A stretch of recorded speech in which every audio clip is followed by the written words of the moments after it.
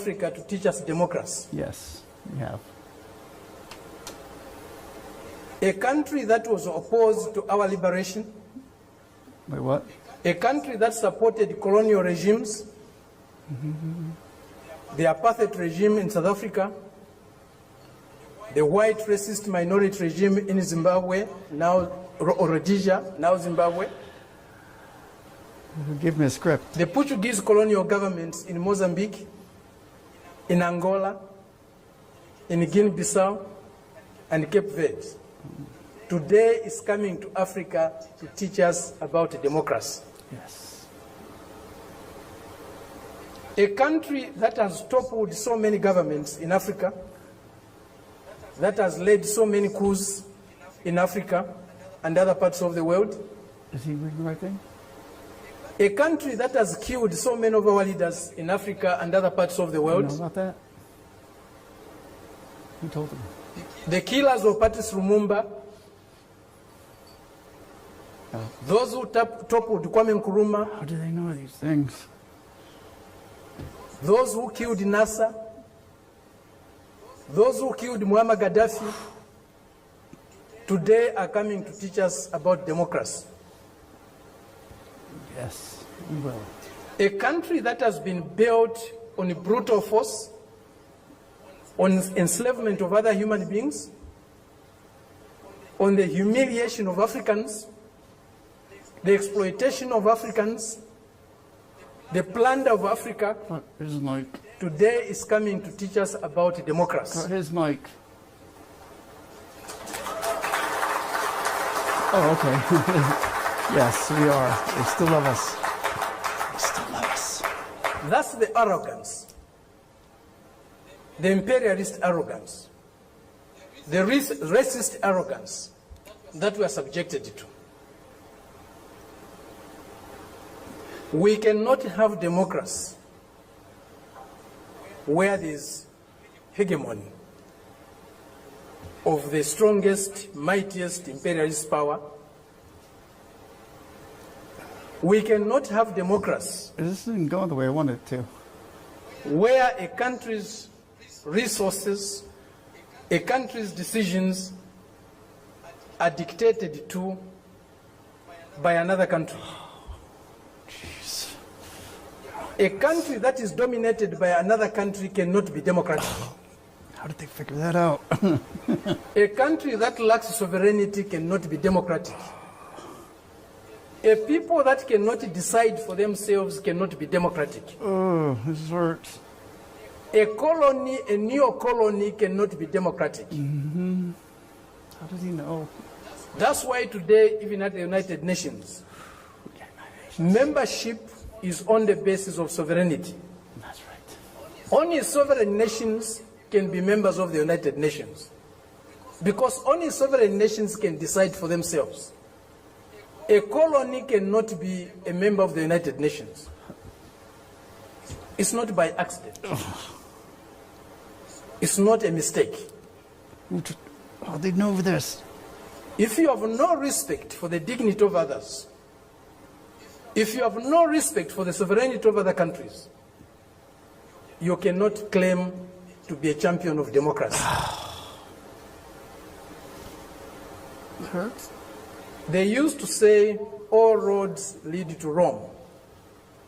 Today, we can confidently say, all roads to progress, all roads to what is better for humanity He's gonna say it. leads to Beijing.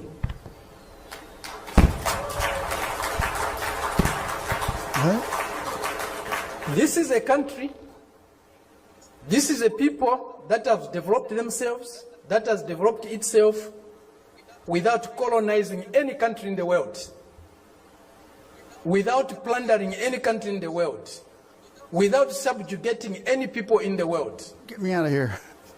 This is a country that is developing with maximum respect for others, for their history, for their cultures, and recognizes the diversity that is there in civilization. That's a real thing?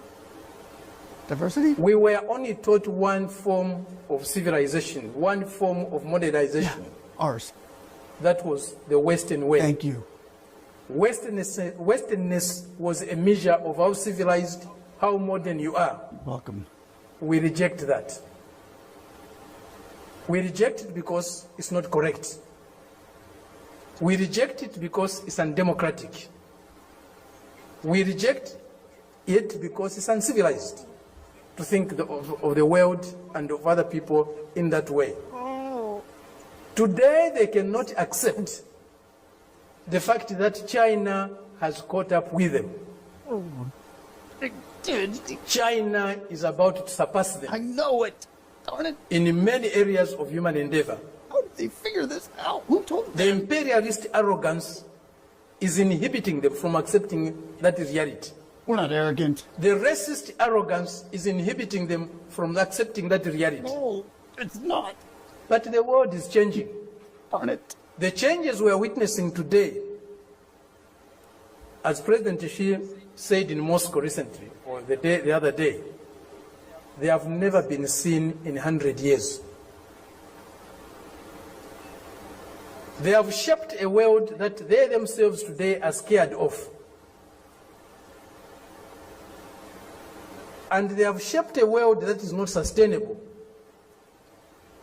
Democracy, human development is not sustainable on the basis of plunder, on the basis of enslavement, on the basis of humiliating other people every day. Worked for so long. That is a system we are seeing today, a system that will not survive if plunder is eliminated, if subjugation of other peoples, other nations is eliminated, if inequality in the world is eliminated. That system will disappear. The only system that can survive and can endure for long is a system that is based on mutual benefit, win-win relationships, mutual respect for others, accommodation and tolerance of others, and fraternal love for all humanity.